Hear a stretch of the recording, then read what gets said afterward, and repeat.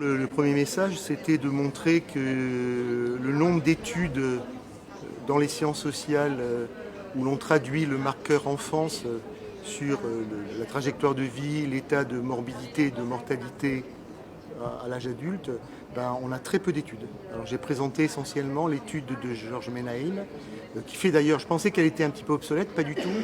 Récemment, dans une revue à grande notoriété, elle a été reprise, republiée, sur lequel on a insisté sur ces résultats.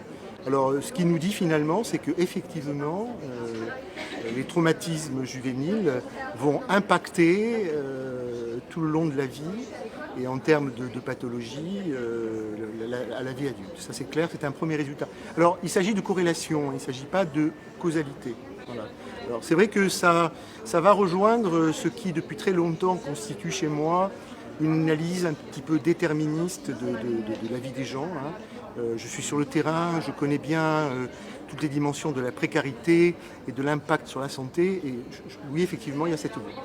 Alors après, j'ai présenté ce matin donc un certain nombre de travaux d'économistes. Donc c'est surprenant que les économistes aient repris la balle. Bon, mais alors c'est moins, disons, les troubles de l'enfance qui sont impactés. C'est surtout l'étude des mécanismes macrosociologiques qui vont, par exemple, lier les générations les unes aux autres et qui permettent de voir les créneaux par lesquels on véhicule un certain nombre de choses entre le père et le fils. Alors là, d'une façon plus générale, c'est vrai que ça me pose la question de la reproduction sociale en santé, qui est peu étudiée en France, alors que la reproduction sociale, je dirais, par l'école, a fait l'objet de travaux considérables. Voilà. Donc c'est un point. Alors ils émettent trois hypothèses, une hypothèse de latence, une hypothèse de cheminement et une hypothèse de transmission intergénérationnelle. Alors la latence et le cheminement sont connus dans les travaux anglo-saxons. Il s'agit de dire effectivement, de là où tu viens, il va y avoir des traces qui, d'une façon très précoce, vont te marquer et ça va impacter très fortement ce que tu es à l'âge adulte, c'est clair. Alors en revanche, ce qui est intéressant, c'est de voir que si un individu peut sortir de sa trajectoire en termes de reproduction sociale et avoir une CSP différente de celle du père ou de la mère, c'est intéressant. Et donc ça veut dire que son niveau d'éducation va lui permettre d'amortir cette espèce de traçabilité, je dirais, psychanalytique qui traînasse un peu dans la vie des gens. Ça, c'est intéressant.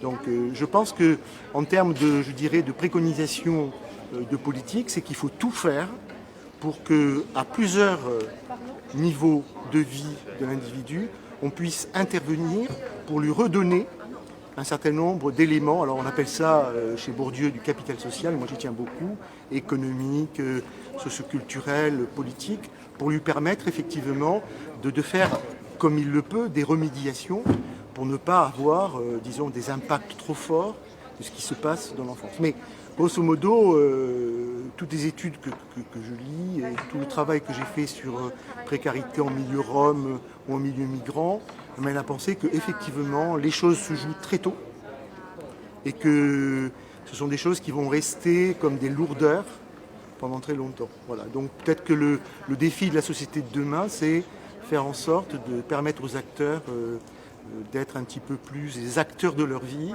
et ne pas subir ce que j'appellerais anthropologiquement une sorte de fatalité en disant tel père, tel fils éternellement. C'est pas possible. Je pense que la modernité nous appelle à transformer, à dire que les acteurs peuvent changer une partie de leur trajectoire de vie.